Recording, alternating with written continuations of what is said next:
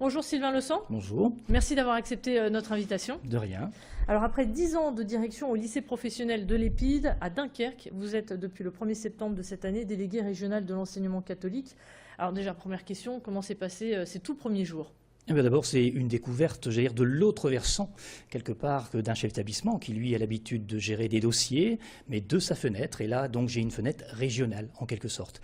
Alors, n'oublions pas quand même que je suis le proche collaborateur du directeur régional diocésain, M. Dieudonné Davion. Et donc, c'est avec lui, avec un échange de dossiers, que je me suis mis un petit peu à la fois dans les marques de ce siège, et avec la personne que j'ai remplacée, qui est partie en retraite depuis quelques jours. Quelle va être votre mission sur la métropole lilloise ? Oh là, une mission très vague, et en même temps très vaste. On va dire que je vais servir d'interface entre les structures territoriales, les structures rectorales, les structures du conseil général, du conseil régional, et puis nos établissements privés catholiques d'enseignement, sous contrat d'État, parce que c'est important quand même de rappeler qu'on parle bien d'établissements privés sous contrat d'État, ce ne sont pas les établissements privés commerciaux, en quelque sorte, avec l'aide des 3 directeurs diocésains, puisque le Nord-Pas-de-Calais comporte 2 départements, mais le diocèse, la découpe diocésaine, c'est 3 diocèses, Lille, Arras, Cambrai, ce qu'on appelle le lac, et qui compose donc le Nord-Pas-de-Calais, pour l'enseignement privé catholique.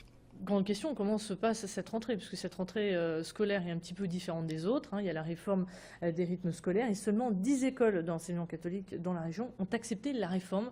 Donc pourquoi on n'en a pas eu plus ? On est au début. C'est-à-dire que pour l'instant, il est clair que les rythmes scolaires font partie des objectifs en termes d'observation et en termes de mise en place dans le passage des 4 jours à 4 jours et demi, mais ça n'était pas une obligation dès cette rentrée scolaire-ci. Donc nous avons décidé avec l'ensemble des écoles privées catholiques d'enseignement de plutôt prendre le temps de la réflexion et de permettre, selon la liberté de chaque établissement, selon leur projet éducatif, selon le contexte dans lequel ils se trouvent, aussi bien géographique qu'en termes de demande de population, de leur laisser le choix. Et donc dans ce cadre de ce choix-là, seulement effectivement 10 écoles pour la rentrée scolaire se sont lancées dans l'opération, en sachant quand même que le positionnement devait être assez rapide puisqu'il devait déjà se signaler dès le mois d'avril, en quelque sorte. En gros donc 4 pour le diocèse de Lille, 4 pour le diocèse d'Arras et 2 pour le diocèse de Cambrai. Donc c'est 10 établissements en phase de test ? Oui, tout à fait. Et en phase de mise en place donc de différentes activités pérééducatives, ou bien dans le cadre même de l'établissement, ou alors avec l'aide des communes, lorsqu'encore une fois, l'équipe éducative et le chef d'établissement, avec la collaboration des parents, auront pu trouver un modus vivendi par rapport à cette rentrée. Et qu'est-ce qui pourrait faire que cette réforme des rythmes scolaires ne s'applique pas l'année d'après ? Est-ce que c'est un problème ? Est-ce que ce serait un problème d'argent ? Ce n'est pas un problème d'argent en soi. Il est évident que l'activité coûte un certain prix. Il faut à peu près estimer un coût de 140 € par enfant et par an, à peu près. Ce que coûte. Mais vous avez quand même une aide de l'État. Une aide de l'État qui est versée si l'activité se fait dans l'établissement scolaire, ou alors une aide de l'État versée aux communes si la commune accueille nos enfants.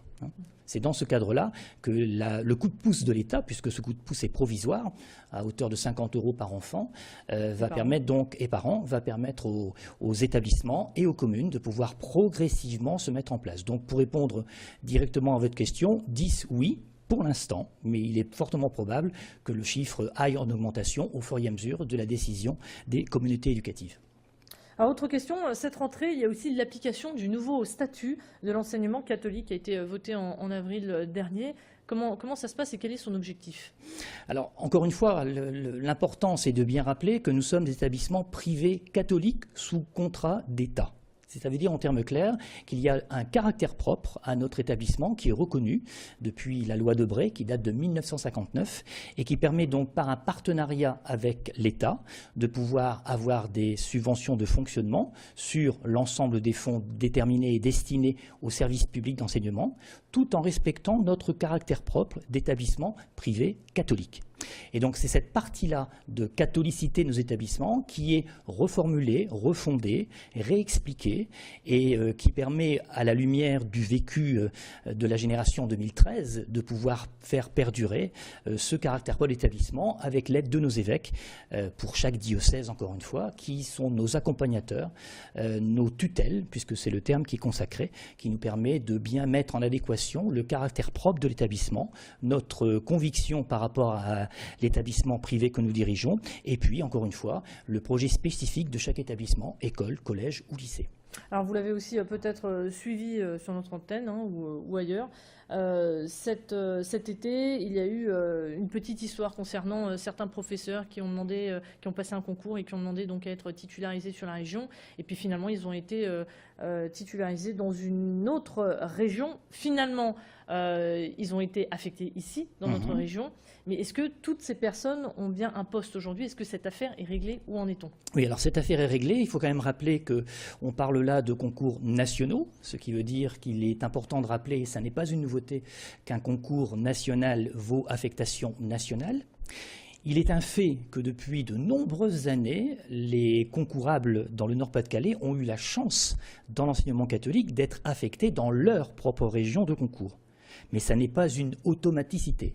Cette année, on peut dire qu'il y a eu un certain télescopage au niveau des mises en place des affectations de ces concourables, puisqu'il y avait cette année, assez paradoxalement, à la fois donc ces concours-là, puis ensuite le télescopage avec des nouvelles dispositions de concours. On peut parler de concours numéro 1, de concours numéro 2, plus des admissibles, c'est une nouvelle formule au niveau du niveau M1, et qui pouvaient concourir sur des temps incomplets qu'on appelle des emplois berceaux, plus des demandes de mutation de personnes hors région Nord-Pas-de-Calais et qui demandaient à revenir dans le Nord-Pas-de-Calais. Donc c'est ce télescopage des différents éléments que je viens de citer qui a amené quelques incertitudes pour donc les personnes dont vous venez de citer quelques exemples. Et puis effectivement, lors des différentes commissions d'emploi qui ont lieu d'abord au mois de juin, puis au mois de juillet et enfin sur un réajustement fin août, eh bien on a fini par trouver une solution. Donc aujourd'hui, tous ont un emploi, que ce soit à demi-temps, à plein temps.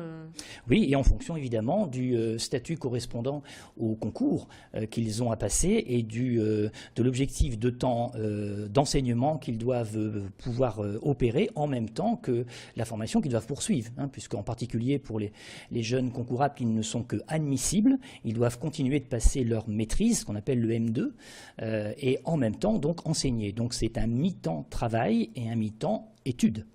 Bien sûr. Dernière question, Sylvain Leçan, quelles sont les perspectives d'avenir concernant l'enseignement catholique ici sur la métropole lilloise? Alors, enseignement catholique régional, ce sont des perspectives régionales que nous avons établies pour 5 ans et qui doivent permettre au niveau de chacun de nos établissements, nos écoles, nos collèges et nos lycées, de se tourner sur 4 axes.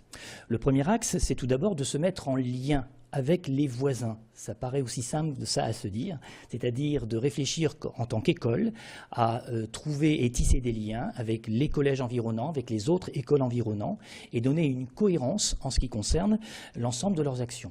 Le deuxième axe est justement, reprenant le mot cohérence, donner une cohérence de tout le parcours, depuis la maternelle jusqu'à l'enseignement supérieur, permettant de se mettre en phase avec les différentes refondations de l'école que notre ministre, M. Peillon, a mis en place et qui nous demande de réfléchir en particulier au passage de cycle, par exemple, le lien CM2 6e, le lien 3e seconde, par exemple, ou bien le lien post-bac, bac pro vers BTS.